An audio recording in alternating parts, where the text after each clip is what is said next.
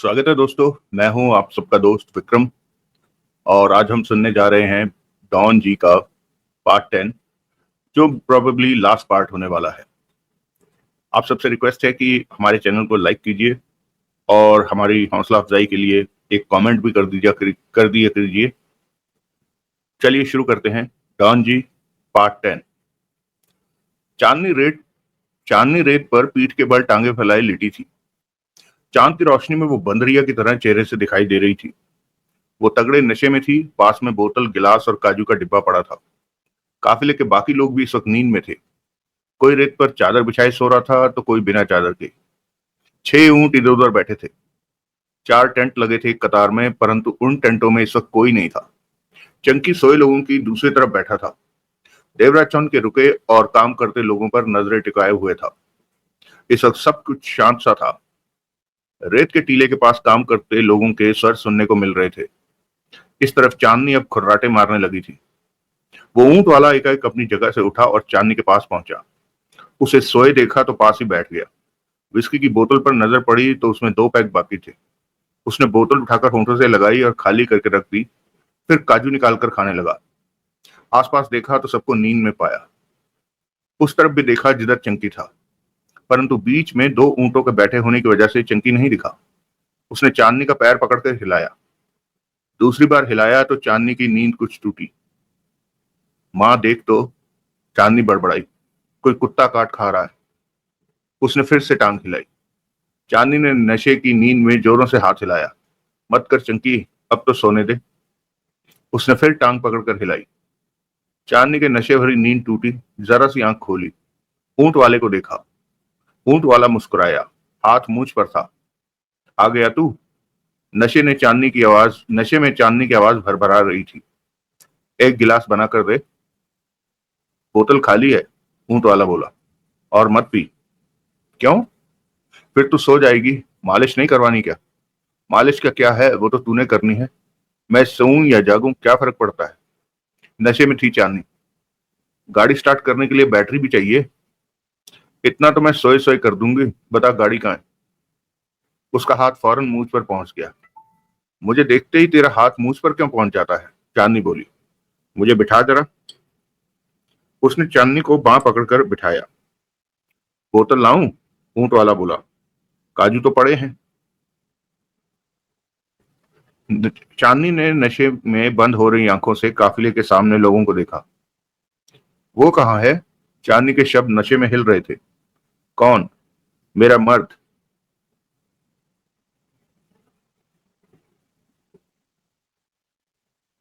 उस तरफ बैठा है, ऊंट के उस तरफ।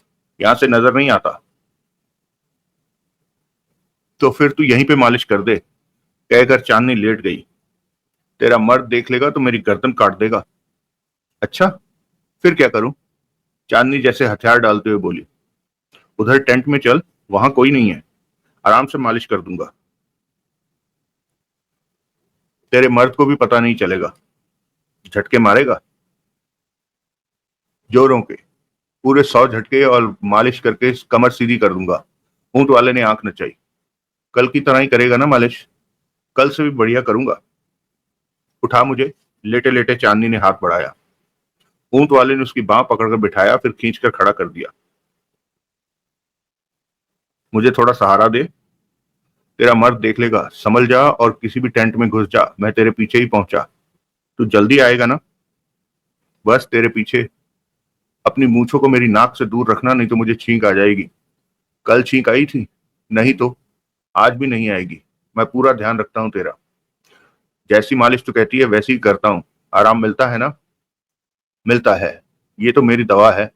दवा मिल जाए तो आराम ही आराम है। चांदनी नशे में मुस्कुराई, तभी अपनी कमर पकड़ ली। ये कमीनी कमर तो अभी तक दर्द कर रही है। झटके लिए बिना सीधी नहीं होने वाली। तू टेंट में चल तो सही। झटकों का काम मुझ पर छोड़ दे। उसका हाथ मूंछ पर पहुंच गया। चांदनी नशे में लड़खड़ाती टेंटों की तरफ बढ़ती चली गई। अगला दृश्य। मेरे पर भरोसा रख, रिमी बोली। तू ही तो यहाँ मेरा है। यहाँ क्या, हर जगह तू ही मेरा है। तेरे अलावा मेरा है ही कौन? तेरे साथ शादी करने को तैयार हूँ। दुबई जाने को तैयार हूँ। तेरे बच्चे पैदा करने को तैयार हूँ। तो तेरी जान क्यों लूंगी? मन में गलत बात क्यों पालता है? मैं कोई गलत बात नहीं पाल रहा मिन्नी, सॉरी, मैं कोई गलत बात नहीं पाल रहा रिमी। कुंदा मालवीय गिलास खत्म कर चुका था और दूसरा हाथ में था। मैंने तो तेरे को कुछ भी नहीं कहा, मैं सिर्फ तेरी हूं। मालूम है मेरे को कि तू मुझे बहुत प्यार करती है। ये लफड़ा तेरा नहीं है। दोनों टेंटों के पास बैठे थे। रिमी ने बीच में बोतल रखी थी। वो खुद नहीं पी रही थी, मालवे को पिला रही थी। 4 कदमों की दूरी पर मामचंद नशे में बेसुध टेंट पर पड़ा कुर्राटे ले रहा था। वो मेरे को बोला कि 2 करोड़ उसे मिल रहा है, मालवे कहते कहते छिटका। उसने जितेन को इसी तरफ आते देख लिया था। रिमी की निगाह भी जितेन पर टिक गई। रिमी, कुंदा मालवे कड़वे स्वर में बोला, ये जो आ रहा है ये उसके साथ रहता था जो मुझे मारने आया था। ये टोनी पार्कर का आदमी है जितेन, मैं इसे जानती हूँ। ये हरामी जरूर जानता है कि मुझे मारने के पीछे असल मामला क्या है। जितेन पास आ पहुंचा। तुम बच गए, जितेन मुस्कुरा के बोला। कुंदा मालवे ने कठोर निगाहों से उसे देखा। बूंदी के हाथों से गोपाल नाले नहीं बचा, बसंत गोला नहीं बचा, पर तुम बच गए। तो तुम जानते हो कि कुंदा को कौन मरा देखना चाहता है? रिमी ने सख्त स्वर में पूछा। हाँ, बूंदी ने बताया था। मतलब कि तेरे को पता था बूंदी मुझे मारने की कोशिश करने वाला है? मालवे गुर्राया। कुछ अंदाजा था।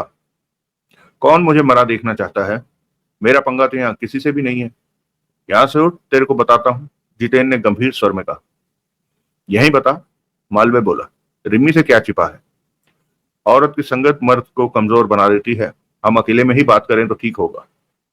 ऐसा नहीं है, मर्द तो मर्द ही। मेरे सामने क्यों नहीं बात करता? रिमी ने जितेन से कहा। अकेले में तेरे को कुछ बताना चाहता हूँ, कुंदा मालवे ने गर्दन घुमाकर रिमी से कहा। अकेले में इसकी बात सुनकर आता हूँ। यहीं सुन ले, रिमी उठते हुए बोली। मैं यहां से हट जाती हूँ। रिमी वहां से कई कदम दूर होकर टहलने लगी। जितेन कुंदा मालवे के पास बैठता हुआ कह उठा। अभी तो तू बच गया, पर दोबारा नहीं बचेगा। तू मारेगा मुझे? पागल वाली बात मत कर। मैं तेरे को भीतर की खबर देने वाला हूँ, जितेन ने धीमे स्वर में कहा। क्या? मेरे पास भी अभी ऑफर आई है कि तुझे खत्म कर दूं तो 2 करोड़ मिलेगा। कौन है वो? कुंदा मालवे की आंखें सिकुड़ी। देवराज चौहान है ना वो? नहीं, पर अगर वो जान गया कि मैंने तेरे को बता दिया है तो वो मेरे को मार देगा। मैं उस हरामजादे को पहले ही मार दूंगा, कुंदा मालवे गुर्रा के बोला। नाम बता तू उसका। चंकी। चंकी? कुंदा मालवे चौंका। उसका मेरे से क्या पंगा? मैं तो उसे जानता भी नहीं। कोई तो पंगा होगा मालवे, तभी तो 2 करोड़ के लालच में बूंदी तेरे को मारने के चक्कर में मारा गया। अरब ऑफर मेरे पास आई है। मुझे नहीं लगता कि चंकी तेरे को जिंदा छोड़ेगा, जितेन ने गंभीर स्वर में कहा। मैं इस लफड़े में नहीं पड़ना चाहता, इसलिए तेरे को मारने का मैंने सोचा भी नहीं। मैं नहीं मार रहा, ये देखकर चंकी किसी और को भेज देगा। तू नहीं बचने वाला। कुंदा मालवे ने एक ही सांस में गिलास खाली कर दिया। नशा सिर पर चढ़ा। वो कमीना कहाँ है? चंकी? जितेन की निगाह चंद्रमा की रोशनी में उसके चेहरे पर जा टिकी। वही, मैं हरामजादे को अभी खत्म कर दूंगा। कुंदा मालवे गुर्रा कर उठ खड़ा हुआ। वो तो अपने काफिले में है, ऊंटों के पीछे बैठा है, इस तरफ ही देख रहा है। बाकी सब नींद में है। मौका अच्छा है मालवे। कुत्ते की औलाद, कुंदा मालवे ने दांत भींचकर कहा और सामने नजर आ रहे चंकी के काफिले की तरफ बढ़ गया। जितेन गंभीर निगाहों से उसे जाता देख रहा था। तभी रिम्मी पास आकर कह उठी। तुम क्या करते फिर रहे हो? मालवे कहां गया? चंकी को मारने। क्या? रिम्मी चौंकी। चंकी को मारने? मैंने उसे बताया कि चंकी बूंदी को 2 करोड़ रुपया दे रहा था उसे मारने का। अब उसने मुझे भी 2 करोड़ देने की बात कही है कि मैं उसे मार दूं। मालवे को मैंने समझा दिया कि चंकी उसे हर हाल में मार ही देगा। ये तुमने क्या ठीक किया? रिम्मी व्याकुल स्वर में कह उठी। सही किया मैंने, जितेन गंभीर स्वर में बोला। चंकी मरा तो भी फायदा, मालवे मरा तो भी फायदा। बूंदी बूंदी को तुम 2 करोड़ दे रहे थे ना मालवे को मारने का? हाँ। जितेन मुस्कुरा पड़ा। तुम ही क्यों नहीं खत्म कर देते मालवे को? इधर उधर के चक्कर में क्यों लगे हो? चंकी से बच आया तो मैं ही उसे खत्म करूंगा, पर मुझे पता है कि चंकी उसे मार देगा। उन दोनों में आराम से बातें हो गई और उन्हें पता चल गया कि ये सब तेरी चाल है, तो वो एक दूसरे की बात का भरोसा नहीं करने वाले। शक उन दोनों में दूरी बनाए रखेगा। जितेन मुस्कुरा कर बोला। तेरा प्रोग्राम पक्का है ना कि हम दोनों आगे की जिंदगी साथ बिताएंगे? तभी तो तेरे को मालवे को खत्म करने को कह रहा है, कह रही हूँ, रिम्मी कह उठी। मालवे तुझे कभी सुख नहीं दे सकता, वो गैंगस्टर है। औरत क्या होती है, पत्नी को कैसे रखा जाता है, परिवार में कैसे रहना है, वो कुछ नहीं जानता। तू मुझे प्यार से रखेगा ना? फूल की तरह रखूंगा। पसंद तो तेरे को मैं किया करती थी, परंतु पार्कर के लिए तू काम करता था, इसी कारण बात नहीं हो पाई। रिमी बोली।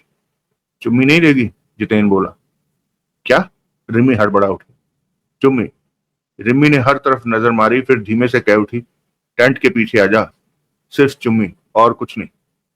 तू मेरी होने वाली है, मालवे के मरने की देर है, इसलिए बाकी चीजों की मुझे कोई जल्दी नहीं है। जितेन ने मुस्कुराकर कहा। चल टेंट के पीछे। दोनों टेंट के पीछे पहुंचे। जितेन ने रिमी को बाहों में घेर लिया। रिमी उस पर झपट पड़ी। जितेन को कुछ करने की जरूरत ही नहीं पड़ी। इंजन बन गई रिमी। 2 मिनट में उनके बीच जो तूफान उठा, उसने दोनों के बीच आग लगा दी। बस, रिमी हाँफते हुए पीछे हटी। पहले ये देखना है कि उधर मालवे क्या करता है। वो जिंदा नहीं लौटने वाला। चंकी जैसा हत्यारा उसे पलक झपकते ही साफ कर देगा। जितेन ने हंसते हुए कहा। अगला दृश्य। चंकी अपने काफिले से एक तरफ हटकर रेत पर बैठा सामने की तरफ देख रहा था, जहां कई लोग रेत हटाने में व्यस्त थे और नीचे से पत्थरों का बना ढांचा नजर आने लगा था। चंकी अभी स्पष्ट नहीं समझ रहा था कि दौलत कहाँ है, परंतु उनके लिए इतना ही बहुत था कि देवराज चौहान मुगल बादशाह की दौलत की तलाश में लगा हुआ है। इसके साथ ही उसका दिमाग चल रहा था कि इस मामले को किस तरह आगे बढ़ाना है, कैसे दौलत को अपना बनाना है, देवराज चौहान से कैसे निपटना है। तभी उसकी निगाह कुंदा मालवे पर पड़ी। वो इसी तरफ आ रहा था। चंकी मालवे को नहीं जानता था, कम से कम सूरत से तो नहीं जानता था। उसका नाम उसने तभी सुना था जब मालवे ने नागरे की कैद से जगमोहन को आजाद करवाया था, परंतु चंकी मालवे को चेहरे से नहीं पहचानता था। वो मालवे को देखता रहा, मालवे पास आता रहा। चंकी आराम से उसी मुद्रा में बैठा रहा। कुंदा मालवे उसके पास आ पहुंचा। 4 कदमों के फासले पर खड़ा हो गया। कमर पर हाथों को रखे उसे मौत किसी निगाहों से देखने लगा। उसका अंदाज देखकर चंकी की आंखें सिकुड़ी। चंकी है तू? कुंदा मालवे गिर्राया। हाँ। मुझे तो जानता ही होगा। मालवे ने दांत किटकिटाए। नहीं जानता। कैसे नहीं जानता? तू तो दूसरों को 2 करोड़ देता फिर रहा है मुझे मारने के लिए। मैंने किसी को 2 करोड़ नहीं दिया। पर तू है कौन? कुंदा मालवे हूं मैं, हरामी के। नाम सुना है तेरा। रिमी के साथ तू काम कर रहा है, चंकी ने कहा और उठ के खड़ा हो गया। क्या तकलीफ है तेरे को? बताया तो। मैंने तेरे को मारने का किसी को ऑफर नहीं दिया। मैं तो तुझे ठीक से जानता तक नहीं। मैं क्यों तुझे? तूने पहले बूंदी को 2 करोड़ की ऑफर दी, वो मुझे मारने के चक्कर में खुद मारा गया। फिर तूने जितेन को कहा कि मुझे मारेगा तो उसे 2 करोड़ देगा। कुंदा मालवे ने गुर्रा कर कहा। मैं तुझे बुरी मौत मारने आया हूं। जितेन ने तेरे को खामखा ही मेरे खिलाफ भड़का कर भेजा है। मैं खुद पेशेवर हत्यारा हूं, खुद ही हत्याएं करता हूं। मेरा दिमाग खराब नहीं है जो मैं एक हत्या के लिए किसी को 2 करोड़ दूंगा। ये काम मैं क्यों नहीं कर सकता? साले कुत्ते! कुंदा मालवे चंकी पर झपट पड़ा। चंकी ने एक हाथ करके उसे रोका। पागल मत बन। चंकी की आवाज में कठोरता उभरी। तू किसी गलत फहमी में। तभी कुंदा मालवे ने जोरदार घूंसा चंकी के चेहरे पर रसीद किया। चंकी के पांव उखड़ गए। वो लड़खड़ा कर पीछे रेत पर जा गिरा। मैं यहाँ कोई झगड़ा नहीं खड़ा करना चाहता कुंदा मालवे, तू गलत फहमी में। तभी कुंदा मालवे ने जेब से रिवॉल्वर निकाल ली। चंकी ठिठक गया। उस मामले की गंभीरता का एहसास हुआ कि इस बात को इतने हल्के से क्यों लिया। धाएं धाएं एक साथ 2 फायर हुए और गोलियां चंकी की छाती में जा धसी। चंकी के शरीर को जोरदार झटका लगा और नीचे पड़ा तड़पने लगा। गोलियां चलने की आवाज सुनकर काफिले के बाकी लोग नींद से उठने लगे। क्या हुआ? गोलियां किसने चलाई? किस पर चलाई? इस तरह की आवाजें उभरने लगी। तभी चंकी का तड़पता शरीर थम गया। कुंदा मालवे की निगाह सब तरफ उठी। रिवॉल्वर अभी भी उसके हाथ में थी। मैंने मारा है चंकी को। कुंदा मालवे हूं मैं। किसी को एतराज है तो सामने आए। कुंदा मालवे गुर्रा कर कह उठा। सब चुप। सन्नाटा सा आ ठहरा था वहां। ये साला मुझे मारने के लिए आदमी भेज रहा था। मार दिया कुत्ते को। मालवे पुनः गला फाड़ कर बोला। तभी वहां देवराज चौहान आ पहुंचा। वो मालवे की ऊंची आवाज सुनकर दौड़ा आया था। क्या हुआ? देवराज चौहान ने ऊंचे स्वर में पूछा। मैंने चंकी को शूट कर दिया। वो बूंदी इसी के कहने पर मुझे मारने आया था। किसने कहा ये? देवराज चौहान ने पूछा। जितेन ने बताया। अब चंकी जितेन को 2 करोड़ दे रहा था मुझे मारने के। देवराज चौहान ने मालवे से नजरें हटाकर वहां खड़े लोगों को देखा। सब नींद से उठ चुके थे। तुम लोग चंकी के साथ यहां तक आए हो, अब वो जिंदा नहीं रहा, देवराज चौहान ने ऊंचे स्वर में कहा। चंकी को क्यों मारा गया ये मुद्दा नहीं है तुम लोगों के लिए। तुम लोगों के सामने ये सवाल खड़ा है कि अब क्या करोगे। तुम ठीक कह रहे हो, एक ने कहा। चंकी हमें यहां से मिलने वाली दौलत देने वाला था, दूसरे ने कहा। तुम लोग अच्छी तरह से जानते हो कि हम यहाँ रेगिस्तान में दबी मुगल बादशाह की दौलत ढूंढ रहे हैं। अगर वो दौलत मिलती है तो मैं तुम लोगों को जरूर कुछ ना कुछ दूंगा, अगर तुम लोग शराफत से उस दौलत को तलाश करने में हमारा हाथ बटाते हो। हमें मंजूर है, एक आवाज उभरी। मुझे भी मंजूर है। फिर एक साथ सबकी आवाजें सहमति में सुनाई देने लगी। अब नींद छोड़ो और वहां पहुंच जाओ जहां सब काम कर रहे हैं। उनसे पूछो कि तुम लोगों ने क्या काम करना है, देवराज चौहान ने कहा। सब वहां जाने की तैयारी करने लगे। उसी पल एक तरफ से जितेन और दूसरी तरफ से जगमोहन दौड़ते हुए वहां पहुंचे। उन्हें फौरन ही पता चल गया कि चंकी मारा गया है। उसके साथ आए लोग कुछ न कुछ दौलत मिलने के लालच में उनके साथ मिलकर काम करने को तैयार है। देवराज चौहान जगमोहन से बोला, इन सबको अपने साथ काम पर लगा लो। लेकिन मालवीय ने चंकी को क्यों मारा? जगमोहन उलझन में था। देवराज चौहान की निगाह कुछ दूर खड़े जितेन की तरफ उठी, फिर कह उठा, ये बातें बाद में करना, देवराज चौहान ने कहा और वापस पलट गया। जगमोहन उन सबको उधर से ले जाने को कहने लगा जिधर वे सब काम कर रहे थे। जितेन ने खुद को संभाला और कुंदा मालवीय की तरफ बढ़ गया। होंठ बीचे कुंदा मालवीय ने रिवॉल्वर जेब में रखी कि जितेन कह उठा, तुमने तो कमाल कर दिया मालवीय, चंकी को मार डाला। साथ ही जितेन ने गहरी सांस ली। मैं अपने दुश्मन को खत्म कर देना ही ठीक समझता हूं, कुंदा मालवीय कठोर स्वर में बोला और पलटकर वापस चल पड़ा। ये मुझे 2 करोड़ का लालच दे रहा था कि मैं तुम्हें मार दूं। बूंदी ने भी खामखा अपनी जान गंवा दी। जितेन साथ चल पड़ा। अगला दृश्य। चांदनी टेंट में गहरी नींद में थी। ऊंट वाले ने जल्दी से टेंट में प्रवेश किया और नशे में सोई चांदनी को जोरों से हिलाने लगा। उठो उठो, वो बोला। चांदनी ने हड़बड़ा कर आंखें खोली और उसे देखते ही कह उठी, अभी तो तुम मालिश करके गए हो, झटके भी खूब लगे कमर को। अब कमर को आराम है, सोने दे। चांदनी ने फिर सो जाना चाहा। सुनो तो, तुम्हारे लिए बुरी खबर है, ऊंट वाला बोला। तुम्हारे मर्द को किसी ने गोली मार दी। चांदनी फौरन उठ बैठी। टेंट में घुप अंधेरा था। वो मर गया? हाँ। ओह, चांदनी खड़ी हुई और टेंट से बाहर चांद की रोशनी में आ गई। ऊंट वाला भी बाहर आ गया। बहुत दुख हुआ मुझे तुम्हारे मर्द की मौत का, ऊंट वाले ने अफसोस दिखाया। चुप कर अभी, उसे तो मरना ही था। वो लोगों को मारता फिरता है, उसे भी तो कोई मारेगा ना। लेकिन चिंता की बात नहीं है कोई। उसने मुझे बता रखा है कि उसने अपना सारा पैसा कहाँ रखा है। वो अब मेरे काम आएगा। माँ भी खुश होगी। मुझे मुंबई पहुंचना है फौरन। चांदनी ने उसे देखा। ऊंट वाला उसे देखता अपनी मूंछ पर हाथ फेर रहा था। फिर मूंछ पकड़ ली? चांदनी मुस्कुराई। तू सच में बढ़िया मालिश करता है। झटके भी ऐसे है कि कमर सीधी हो जाती है। तू मुझे रेगिस्तान से बाहर निकाल दे। अब यहाँ मेरा क्या काम? वापस जाकर उसकी रखी सारी दौलत को समेटना है। तू ऊंट पर मुझे वापस ले चल। ऊंट पर तू मेरे पीछे ही बैठना, पीछे से कमर सहलाते रहना। मुझे आराम मिलेगा। जब मन करेगा मालिश कर देना। पहले तो मेरा मर्द था इसलिए छिपकर मालिश करानी पड़ती थी। अब सब ठीक है। बोल, ले चलेगा मुझे वापस जैसलमेर? अभी चल। मूछ पर हाथ रखे वो मुस्कुरा कर बोला। रास्ते के लिए खाना पानी विस्की ले लेना, 2 दिन का सफर है। मुझे किसी चीज की कमी ना हो। अभी तैयारी कर देता हूँ। एक बार अपने मर्द का मुंह तो देख ले। वो उधर रहने देना। वो कोई शादी वाला मर्द नहीं था, बिना शादी का मर्द था। शादी तो अभी होनी थी। अच्छा हुआ जो नहीं हुई, और उसका सारा पैसा वहां से मैं उठा लूंगी। विस्की पीने की आदत मुझे डाल गया है। मर्दों से मालिश की आदत भी उसी ने डलवाई, और साथ में करोड़ों रुपए दे गया है कि मैं अपने आदतें मजे से पूरी करती रहूं। ऐसा मर्द भगवान सबको दे जो शादी से पहले ही मर जाए और करोड़ों रुपया भी देता जाए। चल तू जल्दी से ऊँट तैयार कर, बाकी सामान तैयार कर। मुझे जल्द से जल्द जैसलमेर पहुंचना है ताकि वहां से मुंबई जा सकूं। वहां रखा चंकी का सारा माल समेटना है। वो मूछ पर हाथ रखे मुस्कुराता हुआ उसे देखने लगा। मालिश करेगा? चांदनी ने गहरी सांस ली। हाँ, उसने बच्चे की तरह मचल कर कहा। रास्ते में करना, यहां से तो निकल। चांदनी को सच में चल देने की जल्दी थी। फिर मूछ पकड़ ली।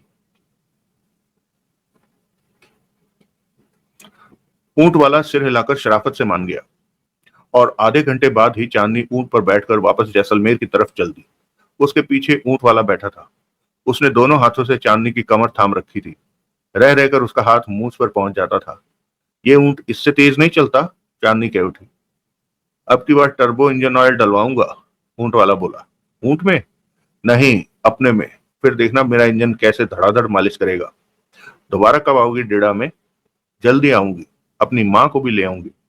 टर्बो इंजन ऑयल डलवा के रखना, माँ की भी मालिश कर देना। ऊंट वाले का हाथ मूंछ पर पहुंच गया। अगला दृश्य। कुंदा मालवीय शांत से चलता वापस पहुंचा। जितेन उसके साथ था।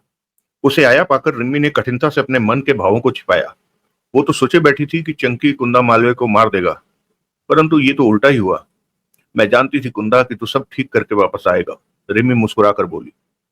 गोली मार दी साले को, कुंदा मालवीय कड़वे स्वर में बोला। मुझे मरवाना चाहता था।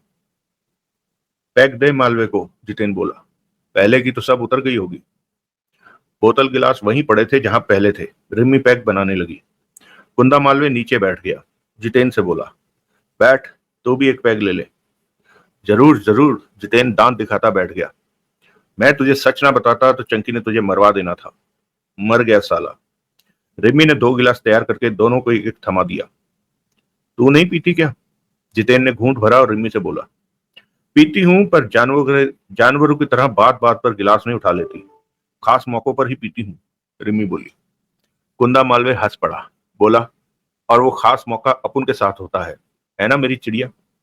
रिम्मी मुस्कुरा कर रह गई। 10 मिनट ऐसी बातें होती रही। कुंदा मालवीय चंकी की हत्या के तनाव से हल्का हो गया था। जितेन ने अपना गिलास खाली किया, पर दूसरा लेने से मना कर दिया, जबकि रिम्मी ने कुंदा मालवीय के लिए दूसरा तैयार कर दिया। तभी सोहनलाल की आवाज आई। वो जितेन को पुकार रहा था। मैं अभी आया कहकर जितेन उठा और सोहनलाल की तरफ बढ़ गया। जितेन सोहनलाल के पास पहुंचा तो सोहनलाल उसे लेकर एक तरफ हो गया। क्या करता फिर रहा है तू? सोहनलाल ने पूछा। मैंने क्या किया? तूने पहले मोहनदासा को मारा, गोला को मारा, अब कुंदा मालवीय को भड़काकर चंकी के पास भेज दिया। चंकी मारा गया। तुम लोगों के लिए कुछ बुरा तो नहीं हुआ? जितेन बोला। मोहनदासा ने भी दौलत मिलने पर खून खराबाई करना था, और चंकी भी कुछ ऐसा ही किए बिना ना मानता। मैंने तो अच्छा ही किया ये सब करके। तू मुझे बेवकूफ नहीं बना सकता, सोहनलाल ने तीखे स्वर में कहा।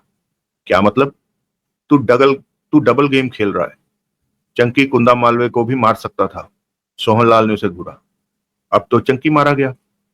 मैंने पूछा है, कुंदा मालवीय के मरने की स्थिति में तू किस हाल में होता? तेरा क्या मतलब निकलता? जितेन ने सोहनलाल को देखा। रिम्मी को डान रिम्मी को दाना डाल दिया या डालना है? सोहनलाल पुनः बोला।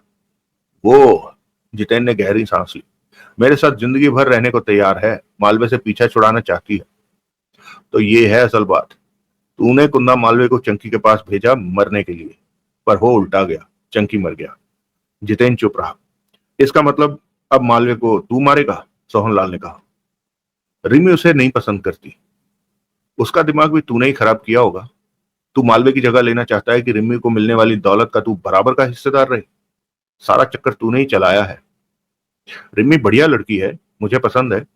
उसके पास दौलत आने वाली है, ये तो और भी बढ़िया बात है, जितेन बोला। इस पर तेरे को क्या एतराज है? तू क्यों नाराज हो रहा है? मुझे ना तो एतराज है, ना ही मैं नाराज हो रहा हूं, लेकिन तेरी हरकतें हमारे काम को नुकसान पहुंचा सकती हैं। ऐसा कुछ नहीं है। अब तो सिर्फ मालवीय बचा है, आराम से काम निपटा दूंगा। देवराज चौहान ने कहा है कि तेरे को समझा दूं, सोहनलाल ने कहा। बोल दे, समझ गया हूं मैं, जितेन ने कहा और पलटकर मालवीय रिम्मी की तरफ बढ़ गया।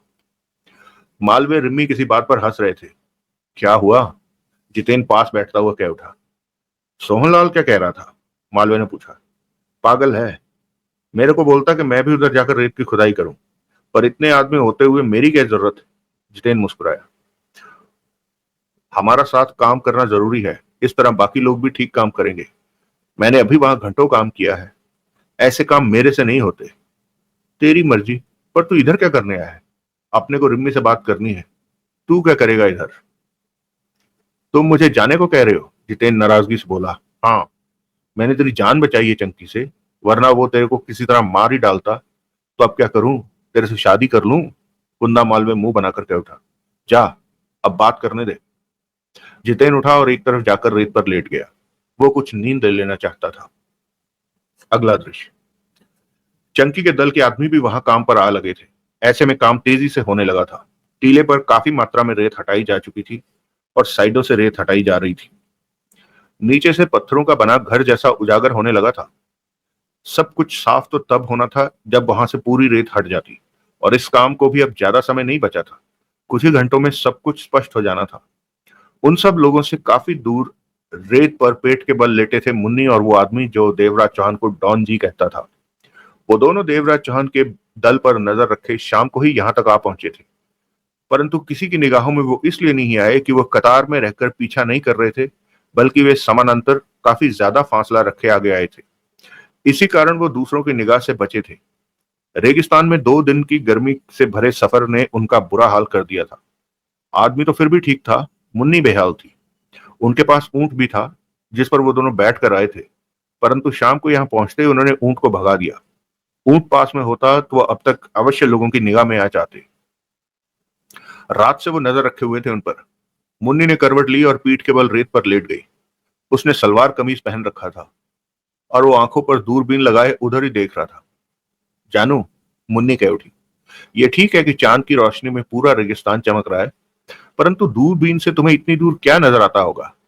रात से तुम आंखों पर दूरबीन लगाए बैठे हो। ये साधारण दूरबीन नहीं है, वो बोला। ये रात में देखने वाली दूरबीन है और काफी पावरफुल है। रात में उसके द्वारा देखने पर सब कुछ दिन जैसा दिखता है। ये आम बाजार में नहीं मिलती। ये दूरबीन सिर्फ सरकारी महकमों के लिए बनाई जाती है। मिलिट्री वाले ऐसी दूरबीन सीमा की रखवाली के लिए इस्तेमाल करते हैं। फिर तुम्हें कहां से मिल गई? ले ली कहीं से, वो आंखों पर दूरबीन लगाए कह उठा। जरा दिखाओ तो, मुन्नी पुनः करवट लेते पेट के बल लेटती बोली। उसने मुन्नी को दूरबीन दे दी। मुन्नी ने आंखों पर दूरबीन लगाई तो सच में उसे दिन जैसा साफ नजर आया। वहां काम करते लोगों के चेहरे स्पष्ट दिखे। बातें करने पर उनके होठ हिलते स्पष्ट दिखे, जबकि वो आधा किलोमीटर से ज्यादा दूर थे। जानू, ये तो कमाल की चीज है, मुन्नी खुशी से कह उठी। वो मुस्कुराया। मुन्नी ने दूरबीन उसे दे दी। वो पुनः आंखों पर लगाकर उसी तरफ पहले की तरह देखने लगा। अब तक तुमने वहां क्या देखा, मुझे भी बताओ, मुन्नी कह उठी। मैं तुम्हें सब कुछ साथ साथ बताता तो जा रहा हूं, वो आंखों पर दूरबीन लगाए कह उठा। मेरा मतलब अब क्या देख रहे हो? मैं मोहन दासा को ढूंढ रहा हूँ। 3 घंटे से वो मुझे नहीं दिखा।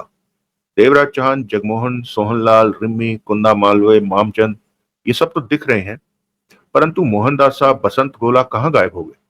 वही होंगे, सो गए होंगे। इन हालातों में मोहनदास साहब नींद नहीं ले सकता। पहरा देगा, क्योंकि वहां दौलत की तलाश की जा रही है। तो वो वहीं होगा। 3 घंटों से नहीं दिखा। उसका स्वर गंभीर था। वक्त क्या हुआ है? मुन्नी ने पूछा। उसने रेडियम वाले डायल पर निगाह मार के कहा, सुबह के 4 बज रहे हैं। तो हम कब तक यहाँ रहेंगे? सूर्य निकलने के बाद हम यहाँ नहीं रह सकते। रेत गर्म हो जाएगी और हम यहाँ नहीं रहेंगे जाने मन। कहाँ जाएंगे? वहीं, उनके पास। मुन्नी उसे देखने लगी। लेकिन जानू, मुन्नी ने गंभीर स्वर में कहा, वहां इतने ज्यादा लोग हैं, हम उनसे दौलत नहीं छीन सकते। वहां हमारी नहीं चल सकती। तुमने बताया कि यहाँ 1-2 लोगों को मारा भी गया है। हाँ, चंकी पर कुंदा मालवीय ने गोलियां चलाई तो गोलियों की आवाज यहाँ तक आई थी। एक ने कुंदा मालवीय को मारना चाहा तो मालवीय ने उसे मार दिया। वहां पर काफी उथल पुथल है। तो ऐसे में हम मुगल बादशाह की दौलत उनसे कैसे छीन सकते हैं? मामूली बात है मेरे लिए। मामूली बात? तुम पागल तो नहीं हो गए जानू? वहां पर 50 के करीब लोग हैं। कोई फर्क नहीं पड़ता, उसने लापरवाही से कहा। तुम मुझे कुछ बता नहीं रहे कि तुम क्या करने की सोच रहे हो। तुम्हारा जानू कोई मामूली चीज नहीं है। तुम हो तो मुरारे ही, नागरे के भाई। तो तुम वैज्ञानिक हो, इन चोर लुटेरों को क्या समझो? तुम क्या करने की सोच बैठे हो? अभी नहीं बताऊंगा। अपनी जाने मन को भी नहीं? मुन्नी ने हंसकर कहा। वो भी हंस पड़ा, आंखों पर दूरबीन लगाए देखता रहा। मुरारे, एक बात पूछूं तेरे से? मुन्नी एकाएक गंभीर हो गई। हाँ। कल रात को तू चुपके से उधर गया था जहां टोनी पार्कर और मोहनदासा रुके थे। तू अपने भाई नागरे के पड़ाव पर भी गया था, पर उससे मिला नहीं। 4 घंटे बाद तूने वापस आकर बताया कि जितेन ने नागरे को मार दिया है। उधर चंकी ने टोनी पार्कर को मार दिया। यही बताया था ना तूने? मुन्नी की आवाज में ठहराव था। हाँ, पर तेरे चेहरे से हाव भाव में दुख नहीं था नागरे के मरने का, मुन्नी बोली। जितेन ने तेरे भाई की हत्या कर दी और तू ये बात मुझे ऐसे बता रहा था जैसे कोई खबर दे रहा हो। मैं रेगिस्तान के बीचों बीच अपने भाई की मौत का दुख नहीं मना सकता। यहाँ पर मैं दौलत लेने आया। पर नागरे, तेरा भाई था, तेरे को बहुत प्यार करता था। जब तू अमेरिकी सरकार के हाथों में फंस गया था तो उसने गोपाल नाले के साथ अपने लोगों को अमेरिका भेजा, तेरे को वहां से बचा लाने में। और नाले ने 3 महीने लगाकर तेरे को अमेरिकी सरकार से बचाकर किसी तरह छिपाकर हिंदुस्तान लेकर आया। दोस्तों, इन सब बातों को जानने के लिए आप हमारा पिछला ऑडियो बुक 100 माइल्स सुन सकते हैं, जो कि डॉन जी सीरीज का पहला पार्ट है। आगे बढ़ते हैं। परंतु अमेरिकी सरकार तेरे को पाने के लिए हिंदुस्तान में पहले ही मौजूद थी, तो नागरे ने प्लास्टिक सर्जरी करवाकर तेरा चेहरा बदलवा दिया और तुझे मेरे पास भेज दिया। नागरे ने मुझसे कहा कि मैं तेरा पूरा ख्याल करूं, तुझे पूरी मौज मस्ती दूं, और मैंने तेरे को खुश रखा। नागरे को तेरे से इतना प्यार रहा और तेरे को अपने भाई की मौत पर जरा भी दुख नहीं। मैं इसमें क्या कर सकता हूं कि वो मर गया, उसने शांत स्वर में कहा। मैं रेगिस्तान में मैं रेगिस्तान की गर्मी में 2 दिन 3 दिन से इसलिए सफर कर रहा हूं कि मुगल बादशाह की दौलत पा सकूं, ताकि हम दोनों का भविष्य सुखी रहे। अब हम दोनों ने इकट्ठे रहना है। मैं अब सिर्फ तुम्हारे बारे में ही सोचता हूँ मेरी जान। और सिंथेटिक आदमी, वो अब नहीं बनाऊंगा, तेरे साथ आराम से जिंदगी बिताऊंगा, वो बोला। दौलत की तो जानू अब तेरे को वैसे भी कमी नहीं, मुन्नी बोली। क्यों, अब क्या हो गया? नागरे मर गया, उसका सब कुछ तेरा ही तो है। मुन्नी ने गहरी सांस ली। नागरे के पास इतनी दौलत तो है कि हमारी जिंदगी मजे से बीत सके। मुझे तो नागरे की मौत का दुख है। मेरे साथ तो वो अच्छा रहा, मेरा ध्यान रखता था। बेशक महीने 1.5 महीने वो एक ही बार मेरे पास आता हो, लेकिन मुझे रानी बनाकर रखता था। रुपए पैसे की कोई कमी नहीं होने देता था। वो मर गया है मेरी जान, आंखों पर दूरबीन लगाए वो कह उठा। यही तो मुझे समझ नहीं आ रहा कि तुम अपने भाई से प्यार करते थे या नहीं। बहुत करता था। फिर उसकी मौत का तुम्हें दुख क्यों नहीं हुआ जानू? मैं अभी व्यस्त हूँ, फुर्सत मिलने पर दुख मना लूंगा। अभी तो मुझे मुगल बादशाह की दौलत पर कब्जा करना है। क्या तेरा मन नहीं है कि मुगल बादशाह की दबी दौलत तेरे कदमों में पड़ी हो? उसने पूछा। मन क्यों नहीं है, पर मेरा सवाल दूसरा है कि तेरे को मुरारे की मौत का दुख क्यों नहीं हुआ? मेरी जान बहुत भोली है। हम अगर नागरे के साथ उसी के दल में शामिल होकर आए होते तो शायद जितेन नागरे को न मार पाता। हम नागरे के साथ नहीं आ सकते थे। क्यों? इसका जवाब वक्त आने पर दूंगा, उसने आंखों पर से दूरबीन हटाते हुए कहा। वो जो रेत का टीला था, वहां की रेत साफ करने के बाद नीचे से मकान जैसा कुछ निकल आया है, परंतु वो क्या है अभी ढांचा स्पष्ट नहीं हुआ। रेत हटाई जा रही है उसके आसपास की। चंकी के आदमी भी अब इसी काम पर लगे हैं और काम काफी तेजी से चल रहा है। चंकी के आदमी नहीं, वो सब नागरे के आदमी हैं, जिन्हें नागरे की मौत के बाद चंकी ने अपने साथ ले लिया था। अगर गोपाल नाले जिंदा रहता तो बाजी को अपने हाथ में लेने की कोशिश कर सकते थे। मुन्नी ने गहरी सांस ली। मुझे तो यही समझ नहीं आ रहा कि तुम किस बूते पर वो दौलत हासिल कर लेने का दावा कर रहे हो।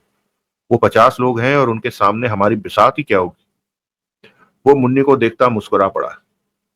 तुम अजीब सा व्यवहार कर रहे हो जानू, एक पहेली की तरह। मुझे लगता है जैसे तुम मुझसे कुछ छिपा रहे हो। गलत मत सोचो, मैं तुम्हारा जानू हूं, सिर्फ तुम्हारा जानू। उसने मुस्कुराकर मुन्नी का गाल थपथपाया। नहीं, मुन्नी आंखें सिकोड़ कर बोली। कुछ तो बात है। जवाब में सिर्फ वो हंसकर रह गया। अगला दृश्य। भोर का उजाला फैलने लगा था। रेगिस्तान में भोर का उजाला फैलते देखना भी लाजवाब रहता है। दिन की रोशनी धीमे धीमे फैल रही थी और चंद्रमा भी नजर आ रहा था। रेगिस्तान में एक अजीब सी फैली रोशनी का आभास हो रहा था। टिमटिमाते तारे अब रोशनी के सामने लुप्त होते जा रहे थे। आसमान हर उस जगह से साफ होता जा रहा था जो रात होते ही आसमान में लगने लगते थे। इसका जवाब वक्त आने पर दूंगा, उसने आंखों पर से सॉरी देवराज चौहान, जगमोहन और सोहनलाल रात भर से जाग रहे थे और उनकी आंखें न सोने की वजह से लाल थी। रेत के टीले पर लगे आदमी भी अब सुस्त होने लगे थे। मामचंद तो पी पा के रात से ही सोया पड़ा था। कुंदा मालवी और रिमी भी एक टेंट के भीतर नींद में थे। उसी टेंट के पास ही रेत पर जितेन भी सोया हुआ था। दिन का उजाला फैलते ही रात भर की मेहनत का नजारा अब स्पष्ट दिखने लगा था। रेत के टीले के भीतर से 15 फुट चौड़ी लंबी छत निकली। नीचे भी आसपास की रेत हटा दी गई थी। वो छत दीवारों पर खड़ी थी और छत के नीचे नीचे जाती सीढ़ियां थी जो कि दाएं बाएं से नीचे जा रही थी। कुछ सीढ़ियों तक से रेत हटा दी गई थी। रात चंद्रमा की रोशनी में ज्यादा कुछ स्पष्ट नहीं दिख रहा था। ऐसे में रेत हटाने में ही सब लगे रहे थे, परंतु दिन की रोशनी होते ही सब सामने था। अब एक सिस्टम के तहत काम किया जा रहा था। वो छत रेगिस्तान के लेवल से 8 फुट ऊंची थी। वो छत, वो दीवारें, वो सीढ़ियां देखकर स्पष्ट अंदाजा हो जाता था कि वो सब कुछ 300-400 साल या उससे भी ज्यादा पुराना बना हुआ है। ये रेगिस्तान में क्या बना हुआ है? सोहनलाल बोला। नक्शे में इस जगह को भूल भुलैया कहा जाता है, देवराज चौहान बोला। ये छत, ये दीवारें और नीचे जाती सीढ़ियां इस बात की तरफ इशारा करती हैं कि उस वक्त जब वाहन नहीं होते थे और लोग रेगिस्तान में सफर करते थे, तो रास्ते में आराम करने के लिए या दिन की धूप से बचने के लिए यहां ठहरते होंगे या आराम करते होंगे। दाएं बाएं नीचे जाती सीढ़ियों को देखकर यह स्पष्ट पता लग रहा है कि नीचे रुकने और आराम करने के लिए पर्याप्त जगह होगी, परंतु एक वक्त ऐसा भी आया होगा जब इस तरफ लोगों ने सफर बंद कर दिया होगा और रेगिस्तान में बहती हवाओं ने जरा जरा करके रेत को यहां बिखेरा, और एक दिन ऐसा भी आया कि ये जगह रेत के टीले के रूप में बदलती चली गई। क्या मुगल बादशाह का खजाना पाने के लिए हमें इसके भीतर जाना होगा? जगमोहन ने पूछा।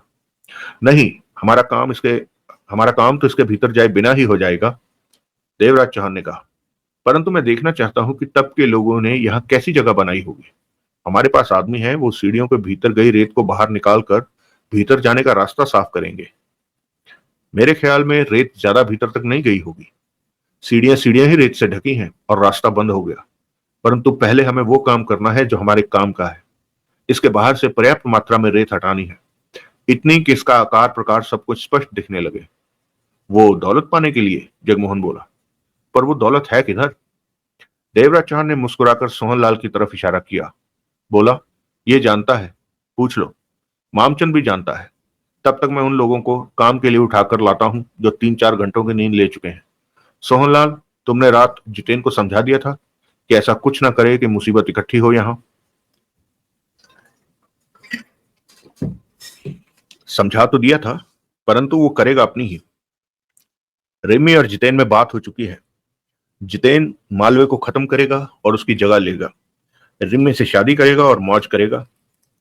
तभी रात जितेन ने मालवे को भड़काकर चंकी के पास भेजा था कि चंकी उसे खत्म कर दे, देवराज चौहान बोला। यही बात थी। जितेन के इस मामले से हमारा कोई लेना देना नहीं। इससे हमारे काम में रुकावट नहीं आएगी। कहने के साथ ही देवराज चौहान उस तरफ बढ़ गया जिधर आदमी नींद में डूबे थे। सुबह तक काम करने वालों को कुछ देर पहले ही आराम करने भेज दिया गया था। अगला दृश्य। काम रोकने को कोई भी तैयार नहीं था। हर कोई उत्सुक था मुगल बादशाह की दौलत को देखने के लिए। ऐसे में जब देवराज चौहान ने सोए लोगों को उठाकर काम करने को कहा तो वो फौरन उठ खड़े हुए और 15 मिनट के बाद ही वे सब काम कर रहे थे। जो ढांचा रेत से निकला था, उसके आसपास की रेत वो तेजी से हटाने लगे थे। मामचंद भी उठकर बैठ गया था। रात वो खूब पीकर बेहोशी की नींद में जा डूबा था। अब रेत से निकले उस ढांचे को देखकर वो हैरान हो रहा था कि रेत के टीले के नीचे ये ढांचा था। दिन का उजाला पूरी तरह फैल चुका था, परंतु सूरज निकलने में भी वक्त था। देवराज चौहान मामचंद के पास पहुंचा। मामचंद देवराज चौहान के पास पहुंचा। अभी तो दौलत दूर है, मामचंद ने कहा। ज्यादा दूर नहीं रही, देवराज चौहान मुस्कुराया। यही वो भूल भुलैया है जिसका नक्शे में जिक्र था, मामचंद ने सिर हिलाकर कहा। तुम वास्तव में हिम्मत वाले हो। सब जगह को ताड़ लेते हो और नक्शे को समझ लेते हो। मैं शायद ये सब ना कर पाता। ऐसे मौके पर मुझे रहना याद आ रहा है। उसने चालाकी न की होती तो इस वक्त वो भी साथ होता। रात चंकी को कुंदा मालवे ने मार दिया, देवराज चौहान बोला। ओह, मामचंद चौंका। क्यों मारा? क्यों मत पूछो, सिर्फ सुनते रहो। मोहनदासा और बसंत गोला तो पहले ही। तब तो मैं जाग रहा था, वो मुझे पता है। इसका मतलब अब हमें कोई खतरा नहीं रहा, मामचंद मुस्कुरा पड़ा। हम आसानी से दौलत निकाल सकते हैं जमीन के नीचे से, और जिसे जो देना है देकर सुख शांति से वापस जा सकते हैं। इस वक्त तो ऐसा ही लग रहा है, देवराज चौहान भी मुस्कुराया। क्या तुम्हें कोई शक है कि कोई गड़बड़ हो सकती है?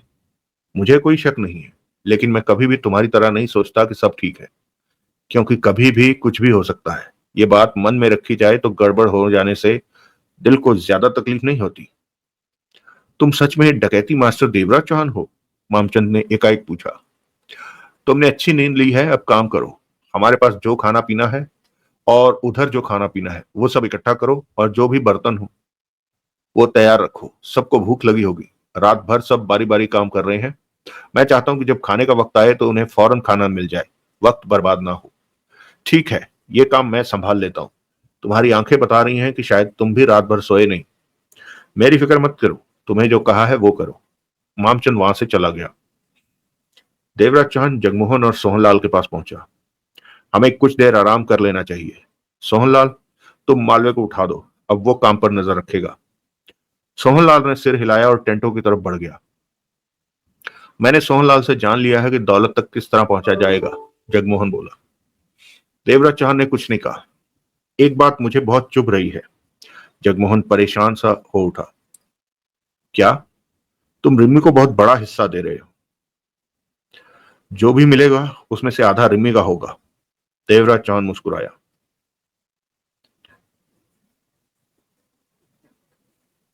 ये बहुत ज्यादा है।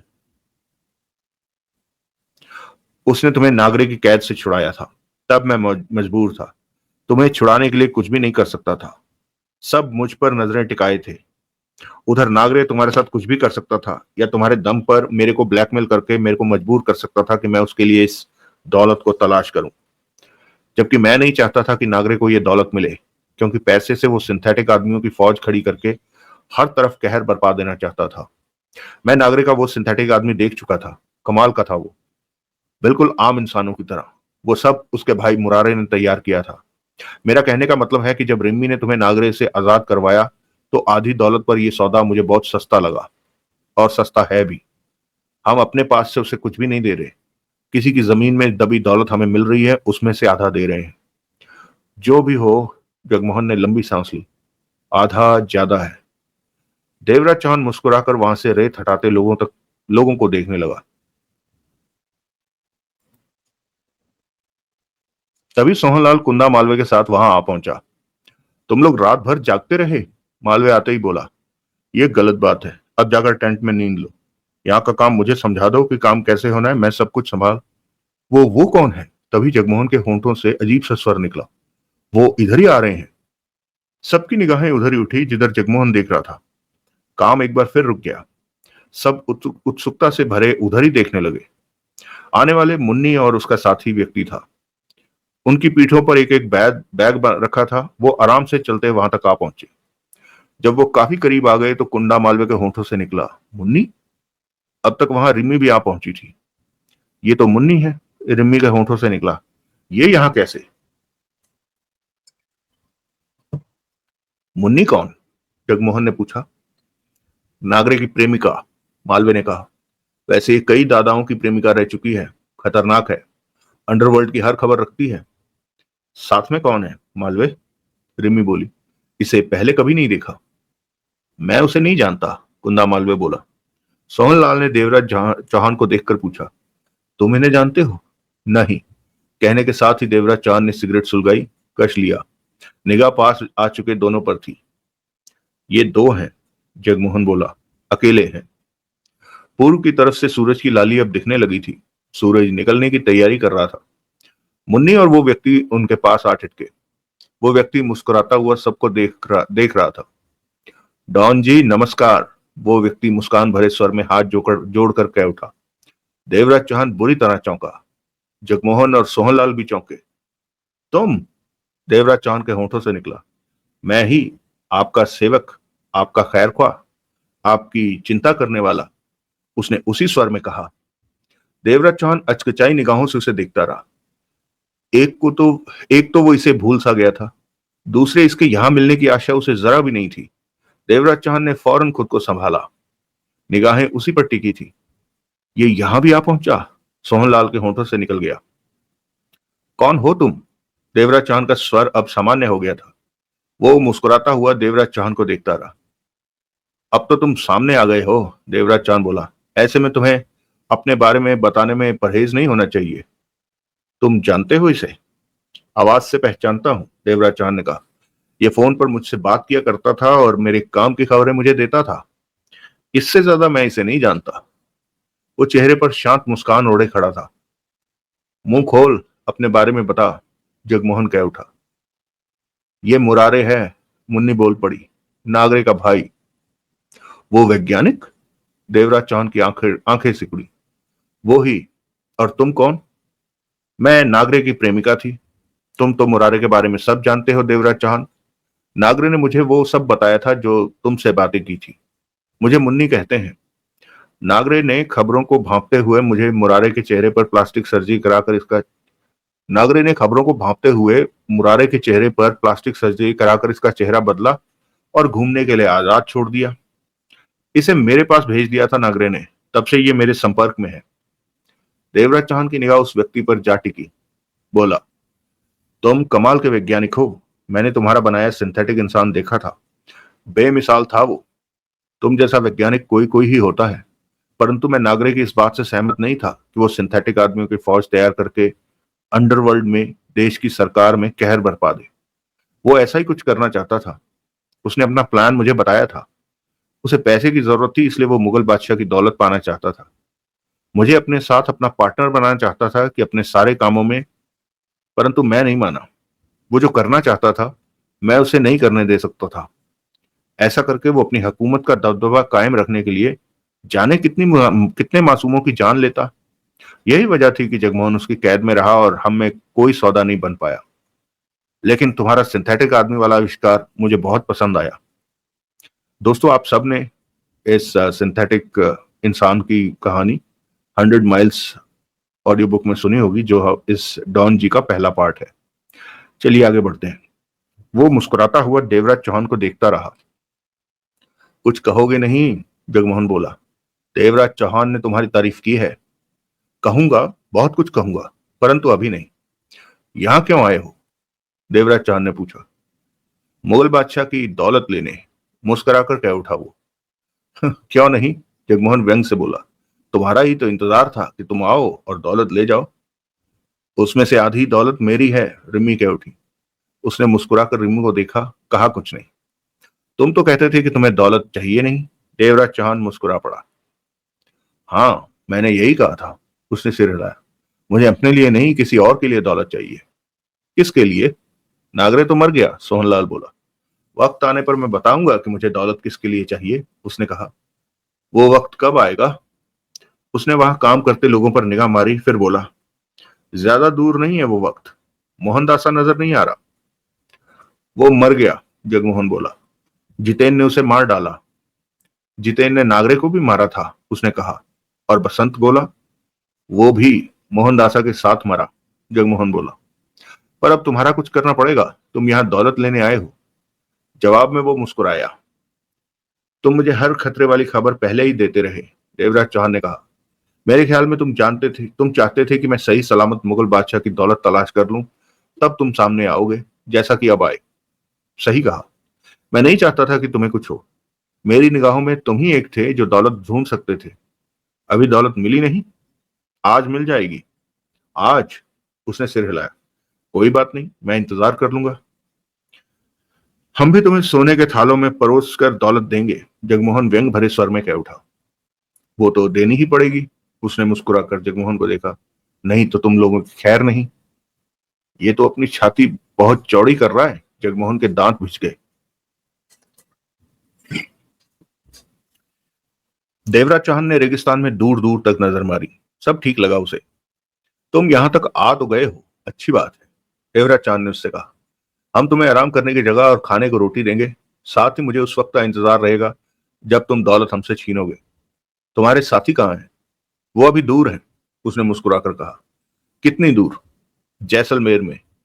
वो हौले से हंसा। तुम जल्दी उनसे मिलोगे डॉन जी। देवराज चौहान की आंखें सिकुड़ी।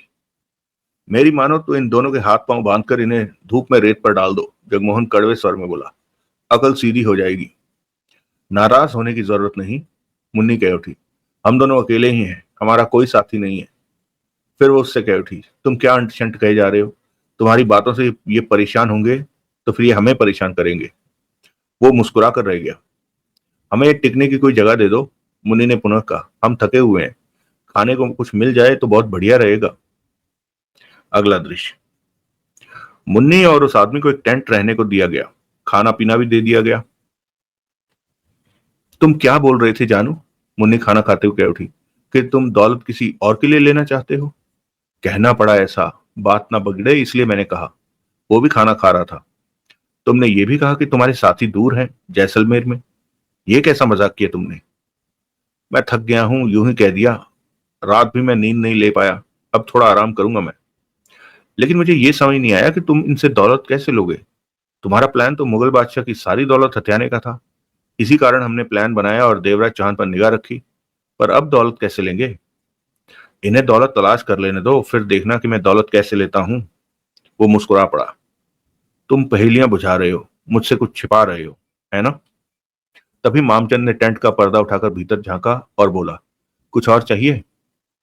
तुम मामचंद हो, बर्बाद हो चुके बिजनेसमैन। वो कह उठा। मुझे कैसे जानते हो? मामचंद बोला। मैं तो तुम्हें नहीं जानता, कौन हो तुम? रैना मारा गया। तुम्हारी किस्मत अच्छी थी जो देवराज चांद का साथ मिल गया और बच गए।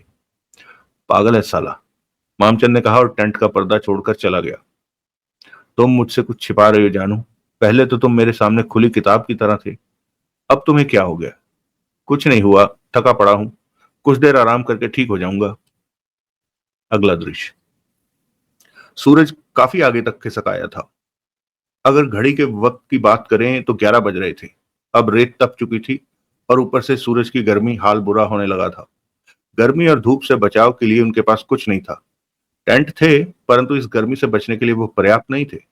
अब किसी के पास आराम करने की जगह नहीं थी। धूप में तपना ही है तो फिर काम कर लिया जाए, यही सोचकर सब वहां पर काम करने आ गए थे। और अब देवराज चांद ने काम रुकवा दिया था। रेगिस्तान में बना वो ढांचा पूरी तरह स्पष्ट था। चारों कोनों से आगे पीछे से रेत को हटा दिया गया था। नीचे दोनों तरफ जाती सीढ़ियों पर से भी काफी मात्रा में रेत बाहर निकाल दी गई थी और देवराज चांद ने वहां का काम चालू रखने को कहा था। फिर देवराज चांद ने मामचंद को बुलाकर कहा, तुमने सुबह नोट किया कि पूर्व दिशा किस तरफ है? उधर। वहीं से सूरज निकला था। मामचंद ने एक तरफ इशारा किया। आओ पूर्व के कोने की तरफ चलते हैं। देवराज चांद ढांचे के साथ आगे बढ़ता कह उठा। अब हम रेत में दबी उस दौलत से ज्यादा दूर नहीं है। सब वहां मौजूद थे और इनको ही देख रहे थे। दौलत को देखने को वो उत्सुक थे। मुन्नी और उसके साथ का व्यक्ति भी कुछ देर पहले यहाँ आ गए थे। उनकी निगाह भी देवराज चौहान और मामचंद पर थी। उस ढांचे के पूर्व की तरफ वाले कोने के पास पहुंचकर देवराज चौहान ने नक्शा निकालकर मामचंद को दिया। तुम बताते रहना, मैं उसी तरह आगे बढ़ता रहूंगा। मामचंद ने नक्शा खोल लिया। देवराज चौहान पूर्व के कोने से सटकर खड़ा हो गया। उसका मुंह भी पूर्व दिशा की तरफ था। मामचंद नक्शा पकड़ता हुआ कह उठा, भूल भुलैया के पूर्व कोने से पूर्व की तरफ 15 कदम उठाओ। कदम ना तो छोटे हों ना ही बड़े। देवराज चांद वहां से हिला और सामान्य कदमों से पूर्व की तरफ बढ़ा और 15 कदम उठाकर ठिठक गया। 15 कदम उठाने के बाद अपनी बाईं तरफ 10 कदम उठाओ। नक्शा पढ़ता मामचंद कह उठा। देवराज चांद बाईं तरफ घूमा और सामान्य 10 कदमों के बाद रुक गया। मामचंद पुनः नक्शा पढ़ता बोला, अब फिर बाईं तरफ 25 कदम चलने के बाद वहीं रुक जाओ। दौलत उसी जगह के नीचे दबी है। देवराज चौहान पुनः सामान्य ढंग से दाईं तरफ मुड़कर बढ़ने लगा। सबकी निगाह देवराज चौहान पर थी। मामचंद उसके साथ चलता कदम गिन रहा था। देवराज चौहान 25 कदमों पर ठिठका और मामचंद को देखा। जहां तुम खड़े हो इसके नीचे दौलत दबी है, मामचंद ने गंभीर स्वर में कहा। देवराज चौहान ने उस ढांचे को देखा। वो वहां से कुछ दूर आ गया था। उसने नीचे झुककर रेत पर निशान सा बनाया, फिर हटाता हुआ ऊंचे स्वर में कह उठा, सब कुदालें लेकर यहां आ जाओ। यहां जमीन के नीचे दौलत है। देवराज चौहान के कहने की देर थी कि वो लोग कुदाले फावड़े थामे शोर करते इस तरफ भागने लगे। देवराज चौहान मामचंद के पास पहुंचकर बोला, नक्शे में ये बात कहीं नहीं है कि जमीन के कितने नीचे वो दौलत है। इस बात का जिक्र नहीं है। मामचंद ने इंकार में सिर हिलाया। पर मेरा ख्याल है कि 6 फुट के बाद कहीं भी दौलत दबी हो सकती है। कोई दौलत दबाएगा तो ज्यादा गहराई में क्यों दबाएगा? ये तो इस बात पर निर्भर है कि दौलत कितनी मात्रा में है। अगर दौलत ज्यादा है तो गहराई में जाना ही पड़ेगा। अगले 2 घंटे में हमारे सामने सब कुछ स्पष्ट हो जाएगा। देवराज चौहान ने कहा। सब लोग फावड़े और कुदालें लिए वहां आ पहुंचे थे और रेगिस्तान की उस जमीन को खोदने लगे थे।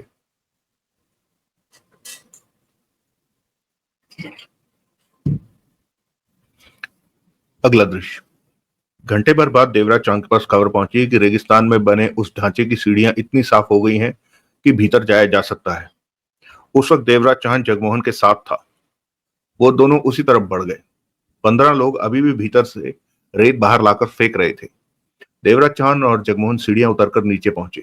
नीचे अभी भी रेत थी, परंतु चलने फिरने में खास समस्या नहीं हो रही थी। वो बाईं तरफ की सीढ़ियां उतरे थे और खुद को थोड़ी सी खुली जगह में पाया। यहाँ पर गर्मी का जरा भी एहसास नहीं हो रहा था। उस जगह के ठीक सामने 4 पतली सी गलियां जाती दिखाई दे रही थी। ये 4 रास्ते किस बात के लिए बने हैं? जगमोहन बोला। देखते हैं। कहने के साथ ही देवराज चौहान एक रास्ते पर बढ़ गया। जगमोहन उसके पीछे था। वो रास्ता आगे बढ़ते हुए थोड़ा थोड़ा घूम रहा था, परंतु हर 10 कदमों के बाद रास्ता दाएं बाएं से कटा नजर आता कि अगर आप दाएं बाएं भी जाना चाहें तो जा सकते थे। बीच बीच में कमरे की साइज की खाली जगह भी दिख रही थी। तप रहे रेगिस्तान की गर्मी का एहसास यहाँ ना के बराबर था। सारी जगह मिट्टी की थी। कहीं पर भी ईंटें सीमेंट वगैरह नहीं लगा था। सिर्फ सीढ़ियां और बाहर का हिस्सा ही पत्थरों का बना था। सांस लेने के लिए ऑक्सीजन भी वहां पर्याप्त थी। अजीब रास्ता है ये, जगमोहन बोला। ये वास्तव में भूल भुलैया है। हमें यहाँ के रास्तों का नहीं पता। ऐसे में भटक भी सकते हैं। देवराज चौहान बोला। रास्ते के बीच से रास्ता निकल रहा है। हम नहीं जानते कि वो रास्ता किधर जाता है, परंतु ये जगह बनाई क्यों? रेगिस्तान में सफर करने वालों के आराम के लिए। पहले लोग रात में सफर करते होंगे कि दिन की गर्मी से बचा जा सके। दिन में लोग यहाँ पर आकर गर्मी से खुद को बचाते होंगे। ये जगह सैकड़ों साल पहले बनाई गई होगी, परंतु सही देख रेख न होने की वजह से ये रेत में गुम होती चली गई और मात्र टीला बनकर रह गई। देवराज चौहान ने कहा। तपते रेगिस्तान से बचने के लिए अच्छी पनाहगाह है। बहुत सोच समझकर इस जगह को बनाया गया है। इसे बनाने में बहुत वक्त और मेहनत लगी होगी। ये किसने बनाया होगा?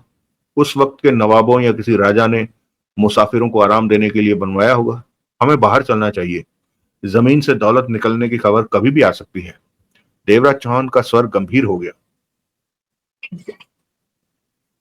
लेकिन दौलत को बांटा कैसे जाएगा, ये सोचा है तुमने? जगमोहन ने व्याकुल स्वर में पूछा। सोचने को कुछ नहीं है। आधी दौलत रिम्मी के है। बाकी दौलत में से यहां मौजूद सबको थोड़ा थोड़ा दे दिया जाएगा। शेष हमारी होगी। परंतु अभी तक हमें यह अंदाजा नहीं है कि दौलत कम मात्रा में है या ज्यादा। और वो मुरारे जो मुन्नी के साथ कटोरा लेकर यहाँ पंगा खड़ा करेगा, खाली खाली तो बोलने से रहा कि अब उससे बात करने का वक्त आ गया है। देवराज चांद ने कहा। बातें तो पहले हुई नहीं थी क्या? वो तब क्या कहना चाहता था मेरी समझ में नहीं आया। अब जो बात होगी वो समझ में आएगी, देवराज चांद ने शांत स्वर में कहा। देवराज चांद और जगमोहन उस भूल भुलैया से बाहर आ गए। तपती रेत, बढ़ती गर्म हवा और आग उगलते सूरज ने पुनः उन्हें बेहाल करना शुरू कर दिया। जगमोहन उस तरफ बढ़ गया जिधर दौलत के लिए खुदाई हो रही थी। देवराज चांद उस टेंट की तरफ चल पड़ा जिधर मुरारे मौजूद था। सब खुदाई की तरफ थे। इधर कोई भी नजर नहीं आ रहा था। मुरारे एक टेंट में बैठा था। उसने पतला सा ईयरफोन और माइक लगा रखा था। उसकी तार हाथ में पकड़े छोटे से ट्रांजिस्टर जैसे यंत्र से जुड़ी थी। मुन्नी टेंट में नहीं थी। उस समय वो बात कर रहा था। Hello hello Charlie, 1 2 3 Charlie, hello hello Charlie this side. तुम्हारी आईडी क्या है? 4614419। वो बोला। यस वाघमारे, बताओ क्या पोजीशन है? उधर से आवाज आती कानों में पड़ी। मैं रेगिस्तान में ऐसी जगह पर हूं जहां मीनार बनी हुई है। ये तुम बता चुके हो और हमने पता कर लिया है कि वो पूर्व की तरफ है और उस रेगिस्तान को पीला रेगिस्तान कहते हैं। यहाँ पर खजाना खोदा जा रहा है। वो लगभग मिल गया है। कभी भी सामने आ सकता है। यहाँ पर काफी लोग हैं, करीब 50 से ज्यादा लोग। डकैती मास्टर देवराज चौहान और उसके साथी भी हैं। अंडरवर्ल्ड के और भी कई चेहरे हैं। नागरे, मोहनदास और टोनी पार्कर मारे जा चुके हैं। मेरे ख्याल में अब सबको यहाँ आ जाना चाहिए। हम यहाँ से 5 मिनट में रवाना हो जाएंगे और 1 घंटे में वहां पहुंच जाएंगे, उधर से कहा गया। ओवर एंड ऑल, वाघमारे ने कहा और कानों में लगा हेडफोन निकाल लिया। तभी टेंट का पर्दा हिला और देवराज चौहान ने भीतर प्रवेश किया। वाघमारे ने देवराज चौहान को देखा। दोनों की नजरें मिली। देवराज चौहान की आंखें सिकड़ी हुई थी। तुम मुरारे नहीं हो, वाघमारे हो, देवराज चौहान बोला। तो तुमने बातचीत सुन ली डॉन जी? वाघमारे मुस्कुराया। मैं सही में वाघमारे हूं। वाघमारे कौन? क्राइम ब्रांच का सीनियर इंस्पेक्टर ताराचंद वाघमारे। कुछ पल देवराज चौहान वाघमारे को देखता रहा। क्राइम ब्रांच का सीनियर इंस्पेक्टर ताराचंद वाघमारे? देवराज चौहान ने शब्द दोहराए। नागरिक की माशूका मुन्नी के साथ कैसे तुम? मुन्नी मुझे मुरारे ही समझती है, वाघमारे ने मुस्कुराकर कहा। तुम्हें लेकर मेरे पास बहुत सवाल है इंस्पेक्टर वाघमारे। पूछने पर जवाब दोगे या खुद ही सब बताओगे? इंस्पेक्टर ताराचंद कुछ चुप रहकर कह उठा। नागरे के भाई मुरारे को तो तुम जानते ही हो डॉन जी। देवराज चांद ने सहमति में सिर हिलाया।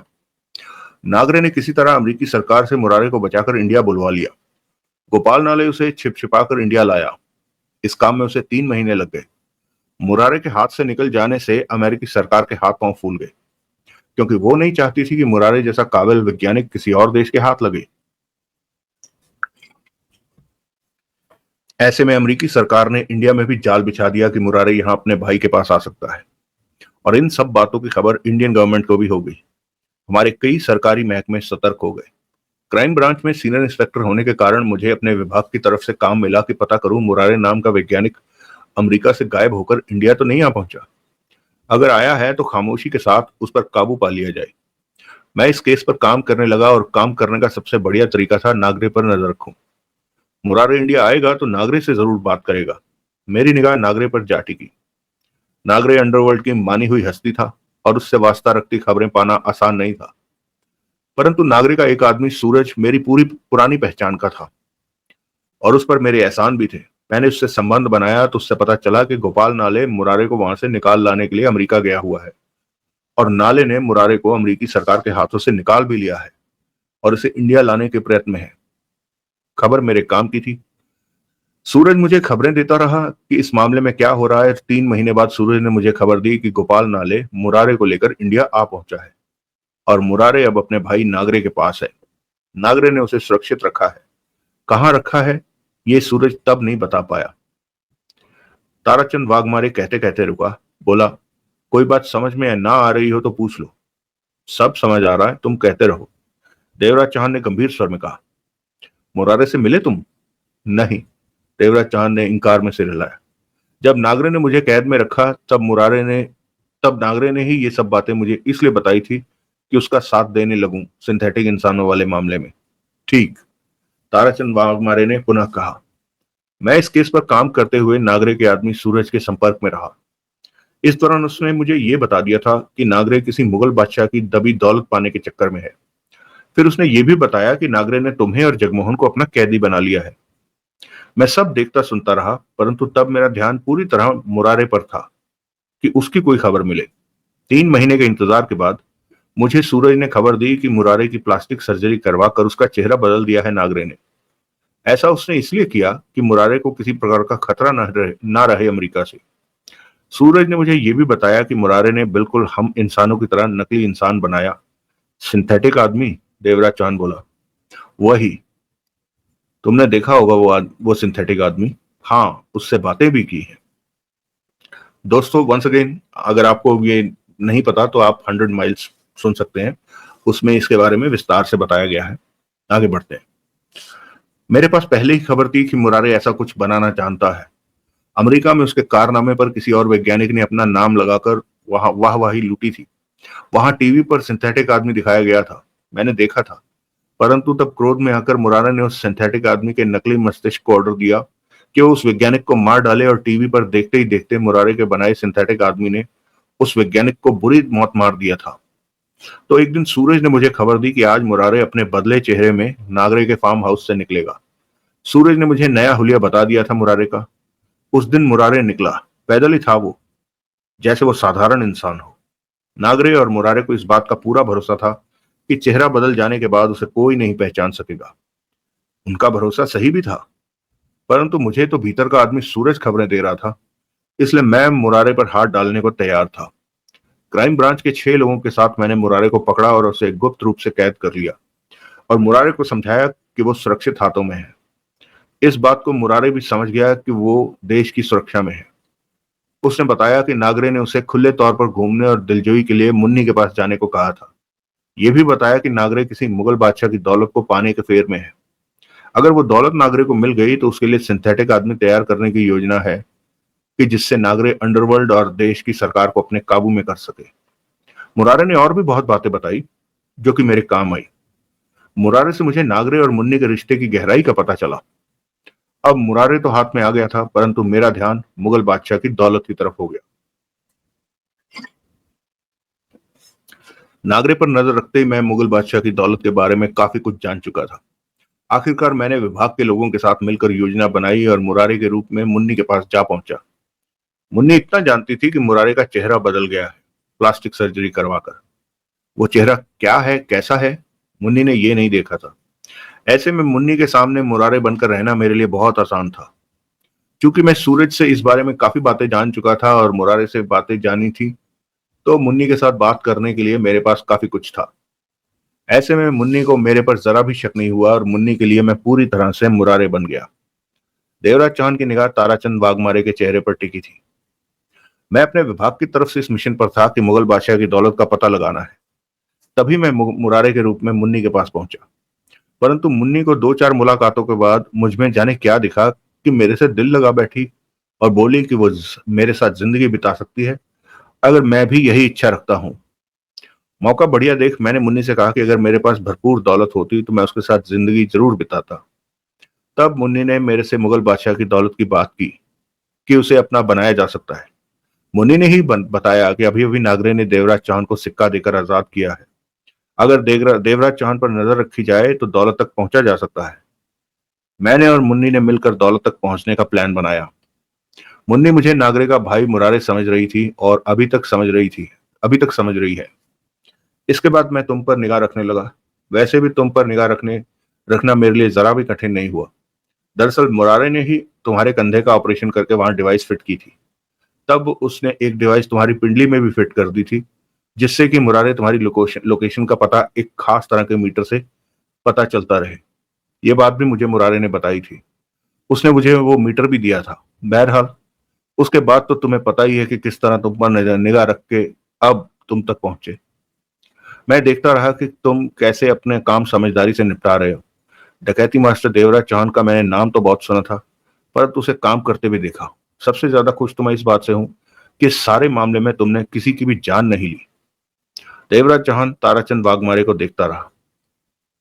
कितनी मेहनत करके तुम मुगल बादशाह की दौलत तक पहुंचे और मैंने यहां पहुंचकर तुम्हारा बिस्तरा गोल कर दिया। लेकिन तुम मेरे लिए हमेशा डॉन जी ही रहोगे, क्योंकि अभी तक तो मुझे तुम में कोई बुराई नजर नहीं आई। ऐसी बुराई कि तुम खतरनाक लगो। तुम्हारे चक्कर में पड़कर टोनी पार्कर, नागरे, मोहनदासा और चंकी खत्म हो गए। और भी कई बुरे लोग मारे गए। यह राहत की बात है, कानून और जनता के लिए। मैं सोचता हूं कि इस केस पर काम करके मैंने अपने देश के लिए मुगल बादशाह की दौलत तलाश की। कई खतरनाक लोग मारे गए।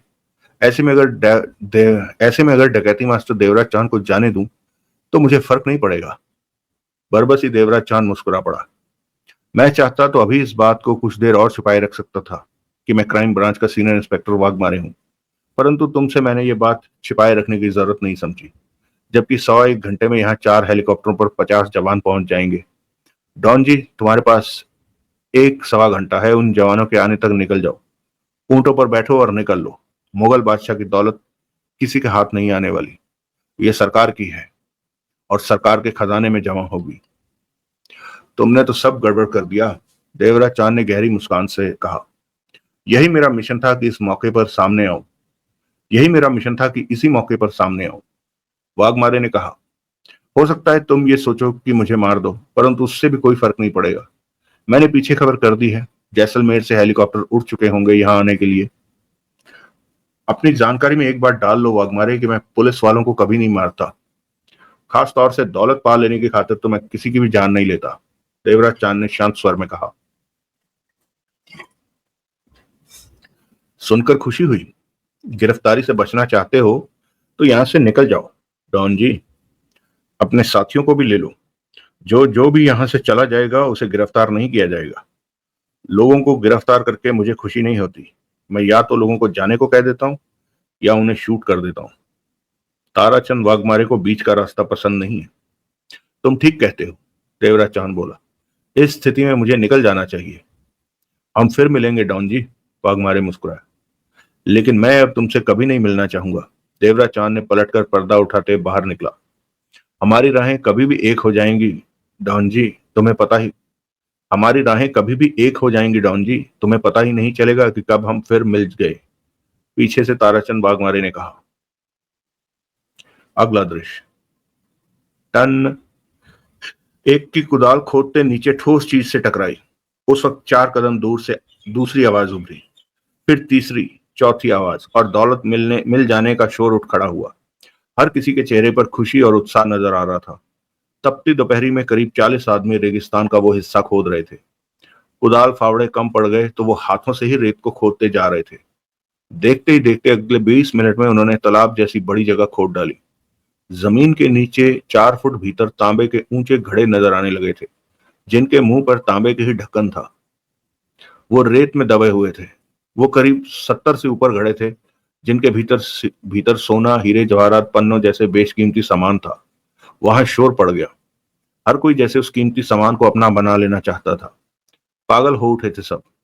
देवराज चांद एक तरफ खड़ा दोनों हाथ जेब में डाले उन तांबे के घड़ों को देख रहा था। तभी जगमोहन खुशी से नाचता पास आ पहुंचा। दौलत मिल गई, बड़ी दौलत है, जगमोहन ने खुशी से कहा। पर रिम्मी को आधी दे देना ठीक बात नहीं है, चौथाई ठीक रहेगी। मैं बात करता हूँ रिम्मी से, जगमोहन ने जिद्दी स्वर में कहा। यहां से चलने की तैयारी करो, जगमोहन देवराज चांद बोला। क्या? देवराज चांद के शब्दों को सुनकर जगमोहन अचकचाया। क्या कहा? यहां से चलो, अगले 40 मिनट में यहाँ पुलिस के 50 जवान पहुंचने वाले हैं। वो लोग हेलीकॉप्टरों पर जैसलमेर से सवार होकर यहाँ आ रहे हैं। सब तैयारी पहले से ही थी। जो मुझे डॉन जी कहकर फोन करता था वो क्राइम ब्रांच का सीनियर इंस्पेक्टर ताराचंद वाघमारे है। मैंने उसे ऊपर खबर देते सुना, देवराज चांद ने कहा। मेरी उससे स्पष्ट बात हो चुकी है। वो मुझे मौका दे रहा है कि यहाँ से निकल जाने का। वो कहता है जो भी यहाँ से चल पड़ेगा उसे गिरफ्तार नहीं करेगा, जाने देगा। जगमोहन की हालत देखने लायक थी। वो मुंह खोले देवराज चांद को देखे जा रहा था। सुना तुमने? देवराज चांद ने पुनः कहा। लेकिन वो मुगल बादशाह की दौलत, इतनी बड़ी दौलत तो ले। वो दौलत नहीं, गिरफ्तारी का बहाना है। देवराज चांद मुस्कुराया। जो यहाँ रहेगा जेल में पहुंच जाएगा। लगता है वाघमारे की बात पर तुम्हें यकीन नहीं आ रहा, इसलिए। मुझे सच में यकीन नहीं आ रहा कि ऐन मौके पर हमें सब कुछ छोड़कर भाग जाना पड़ रहा है। जगमोहन बेहाल था। निकलने की तैयारी करो, मामचंद को साथ ले लो। सत्यानाश! जगमोहन पलटकर तेजी से लोगों की भीड़ में सोहनलाल को ढूंढने लगा। तभी देवराज चौहान के पास रिम्मी और कुंदा मालवे आ पहुंचे। दौलत मिल गई है देवराज चौहान, रिम्मी की आवाज में कंपन थी। हमें आधी दे दो। ले लो, देवराज चौहान ने शांत स्वर में कहा। बाकी आधी इन लोगों में बांट देना। क्या? रिम्मी चौंकी। बाकी आधी दौलत तुम बांट? मैं अपने साथियों के साथ यहां से जा रहा हूं। मुझे गुप्त रूप से सूचना मिली है कि यहाँ पुलिस पहुंचने वाली है। यहाँ पुलिस पहुंचने वाली है? कुंदा मालवे के होठों से निकला। बकवास कर रहे हो तुम कोई चाल चल रहे हो कि हम डरकर यहां से चले जाएं और तुम सारी दौलत ले लो। यकीन करो, यहां सच में पुलिस आ जाएगी। मुझे तुम्हारी बात पर यकीन नहीं, मालवे ने दांत भींचकर कहा। फिर रिम्मी से बोला, इसकी बातों में मत आना रिम्मी। लगता है ये हमें आधी दौलत नहीं देना चाहता, तभी ऐसा कह रहा है। एक बात याद रखना देवराज चौहान, अगर तुमने मेरे से कोई चालाकी की तो मैं तुम्हें खड़े पांव गोली मार दूंगा। कुंदा मालवे हूं मैं। देवराज चौहान मुस्कुरा पड़ा, उसे देखता रहा। रिमी, हम दौलत से भरे भरे आधे घड़ों पर कब्जा कर लें। चल चल, रिमी भी गुस्से में आ गई। देखते हैं हमें कौन रोकता है। दोनों तेजी से उस तरफ बढ़ गए जहां बेशकीमती दौलत से भरे घड़े थे और भीड़ लगी हुई थी। देवराज चौहान ने टेंटों की तरफ देखा। इंस्पेक्टर ताराचंद वाघमारे टेंट के बाहर खड़ा इधर ही देखता नजर आया। तभी मामचंद भीड़ की तरफ से भागता पास आया और हाँफता हुआ बोला, ये मैं क्या सुन रहा हूँ? जगमोहन कहता है कि यहाँ पुलिस पहुंच रही है, हमें यहाँ से निकल चलना है। हाँ, लेकिन ये कैसे हो सकता है कि इधर दौलत मिले और उधर तुम्हें पता चल जाए कि पुलिस आ रही है? उसे देख रहे हो? देवराज चौहान ने दूर खड़े वाघमारे को देखा। हाँ, मामचंद ने उधर देखा। वो पुलिस वाला है, इंस्पेक्टर वाघमारे है। मेरे सामने उसने अपने अफसरों को यहाँ के हालातों के बारे में खबर दी और वो लोग जैसलमेर से हेलीकॉप्टरों पर चल चुके हैं। आधे पौने घंटे में 50 जवान यहाँ पहुंच जाएंगे। वो ब्लफ मारता भी तो हो सकता है, मामचंद परेशान स्वर में कह उठा। मुझे उसकी बातों पर यकीन है। वैसे भी जब हम जा रहे होंगे तो रास्ते में इस तरफ आते हेलीकॉप्टरों को हम देख लेंगे। उन्होंने उधर से ही आना है। अगर तुम गिरफ्तार होना चाहते हो तो यहाँ रुक सकते हो। मैं तुम्हारी तरह शरीफ आदमी हूँ, गिरफ्तार नहीं होना चाहता, लेकिन मेरे 2-3% का क्या होगा? मेरे बस में कुछ नहीं रहा। दौलत तुम्हारे सामने है, तुम जितनी चाहे ले सकते हो। तुम कुछ नहीं लोगे? नहीं, मैं सिर्फ यहां से चले जाना चाहता हूं। तुम सच में खानदानी शरीफ हो जो कि पचड़े में नहीं पड़ना चाहता और इतनी बड़ी दौलत को छोड़कर जाने की हिम्मत रखता है। मैं भी तुम्हारी तरह खानदानी शरीफ हूं, पुलिस के चक्कर में नहीं पड़ना चाहता। मामचंद ने उखड़े स्वर में अनमने मन से कहा, तुम्हें दुख तो बहुत हो रहा होगा, जैसे कि मुझे हो रहा है। तुम्हें याद है जगमोहन ने कुछ ना मिलने की स्थिति में वायदा किया था कि वो मुझे 1 करोड़ देगा। तुम इस बात के गवाह थे। क्या मुझे वादे वाला 1 करोड़ मिलेगा? मिलेगा। देवराज चांद मुस्कुराया। जगमोहन देगा या तुम दोगे? जगमोहन देगा। वो नहीं देगा तो मैं तुम्हें दूंगा। देवराज चांद ने कहा। तुम सच में शरीफ आदमी हो, जुबान पर कायम रहते हो। लोग तुमसे जलते हैं जो तुम्हें डकैती मास्टर देवराज चांद कहते हैं। मैं तो पहले ही जानता था कि तुम डकैती मास्टर वाले देवराज चांद नहीं हो सकते। वो वाले देवराज चांद होते तो मुझे 1 करोड़ क्यों देते? तब तो तुम यही कहते कि हमें कुछ नहीं मिला तो तुम्हें कहां से दें। तुम जो भी हो, मुझे अच्छे लगे। मैं तुम लोगों के साथ वापस जाने को तैयार हूं। 5 मिनट बीते कि जगमोहन और सोहनलाल आते दिखे। वो पास पहुंचे तो देवराज चौहान के होंठों पर मुस्कान नाच उठी। दोनों की जेबें फूली नजर आ रही थी। वो चारों उस तरफ बढ़ गए जिधर ऊंट खड़े थे। मैंने जितेंद्र से चलने को कहा, जगमोहन बोला, लेकिन वो मुझे इस तरह देखने लगा जैसे कि मैं पागल हूं। उसे बताया कि पुलिस आने वाली है? देवराज चांद ने पूछा। बताया। मेरी बात सुनकर हंसने लगा। जगमोहन ने कड़वे स्वर में कहा, भुगतेगा। ऊंटों के पास पहुंचकर उन्होंने ऊंट वालों से वापस चलने को कहा। चलने की तैयारी शुरू हो गई। देवराज चांद ने पलटकर टेंटों की तरफ देखा तो वाघमारे को वहीं खड़े पाया। उसी पल वाघमारे की तरफ हाथ उठाकर हिलाने लगा। उसी पल वाघमारे उसकी तरफ हाथ उठाकर हिलाने लगा। देवराज चांद ने हाथ सिकोड़कर मुंह घुमा लिया। देवराज चांद ने होंठ सिकोड़कर मुंह घुमा लिया। अगला दृश्य। 15 मिनट बाद मुन्नी इंस्पेक्टर ताराचंद वाघमारे के पास पहुंची। जानू, ये मैं क्या सुन रही हूं कि देवराज चांद वापस चला गया? मुन्नी ने अचकचाए स्वर में कहा। देवराज चांद, जगमोहन, सोहनलाल और मामचंद चले गए। वाघमारे मुन्नी के कमर में हाथ डालकर बोला। लेकिन लेकिन क्यों? दौलत तो अब मिली है। वो क्यों वापस? मेरी जान, मैंने उसे समझा दिया कि सारी दौलत मैं लूंगा। वाघमारे हंसकर बोला। मेरी बात को समझकर वो अपने साथियों के साथ वापस चला गया। वो जानता है कि मेरे आ जाने से उसके हाथ कुछ नहीं लगेगा। मुन्नी छिटक कर वाघमारे से अलग होकर बोली। सच बता जानू कि देवराज चांद क्यों वापस? भरोसा कर मेरी बात का। मैंने उसे वापस जाने को कहा और वो चला गया। नहीं, ये सच है मेरी जान, तेरी कसम। नहीं, ये नहीं हो सकता। मुन्नी के होंठों से निकला। भला दौलत छोड़कर देवराज चांद वापस क्यों जाएगा? वो चला तो गया है। वाघमारे मुस्कुराया। मुन्नी वाघमारे को देखने लगी, फिर कह उठी। मुरारे, कुछ बात तो है जो तुम मुझसे छिपा रहे हो। तुमसे बात करते इसी बात का एहसास हमेशा होता रहा है मुझे। तेरा ख्याल सही है मुन्नी कि मैं तेरे से कुछ छिपा रहा हूं। थोड़ी देर इंतजार कर, जो छिपा रहा हूं वो सामने आ जाएगा। क्या छुपा रहे हो? मुन्नी के माथे पर बल पड़े। कुछ देर बाद खुद ही तेरे को पता चल जाएगा। ठीक है। मुन्नी ने पलटकर दौलत के पास लगी भीड़ को देखा जो पागलों की तरह चिल्ला भी रहे थे। लेकिन इन लोगों को वहां से कैसे हटाओगे? मैं नहीं जानती कि देवराज चांद को तुमने क्या कहकर वापस भेजा, परंतु इन लोगों को कुछ देर बाद सब कुछ ठीक हो जाएगा। क्यों? क्या होगा कुछ देर बाद? तेरे सामने ही होगा मेरी जान, देख लेना। वाघमारे ने मुन्नी का गाल थपथपाया। पर वो लोग क्या कर रहे हैं? हमारी दौलत खराब कर रहे हैं, उठा उठाकर जेबों में भर रहे हैं। मुन्नी बेचैनी से कह उठी। उन्हें भी देवराज चांद की तरह यहां से भगा दें तो मानो। जवाब में वाघमारे हौले से हंसकर रह गया। अगला दृश्य। देवराज चांद, जगमोहन, सोहनलाल, मामचंद 4 ऊंटों पर सवार होकर डेरा की तरफ बढ़ रहे थे। 4 ऊंट वालों ने ऊंटों की नकेल थाम रखी थी और रेगिस्तान में दबी दौलत की ही बातें कर रहे थे। सूरज पश्चिम की तरफ सरक चुका था। धूप और गर्मी की वजह से चेहरे तप रहे थे उनके। जगमोहन मायूस था। इतनी बड़ी दौलत को छोड़कर खड़े पांव निकलना पड़ा था उन्हें। सोहनलाल थका थका सा लग रहा था। देवराज चांद के चेहरे पर गर्मी की तपिश के अलावा कोई भाव नहीं था। इस दौरान मामचंद कई बार जगमोहन को याद करा चुका था कि उसने उसे 1 करोड़ देना है। चुप कर, जगमोहन गुस्से से बोला। इतना बड़ा नुकसान हो गया है, मैं पहले से ही परेशान हूं। अब तू 1 करोड़ की बात कहकर मुझे और मत सुलगा। गर्मी वैसे ही बहुत है, जुबान बंद रख अपनी। इतनी बातें कह गया है, तेरे से एक हाँ नहीं कही गई? मामचंद गुस्से में आ गया। कैसे हाँ कह दूं? मेरी हाँ 1 करोड़ की पड़ जाएगी मुझे। हाँ तो तू कह चुका है, जबान दी तूने। देवराज चांद गवाह है कि मैं तेरे को 1 लाख दूंगा। जगमोहन बोला। 1 लाख?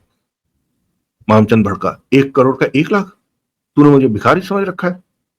मामचंद देवराज चांद से कह उठा। सुना, सुना तुमने? ये बेईमान क्या कह रहा है? तुम्हें 1 करोड़ मिलेगा और जगमोहन ही देगा।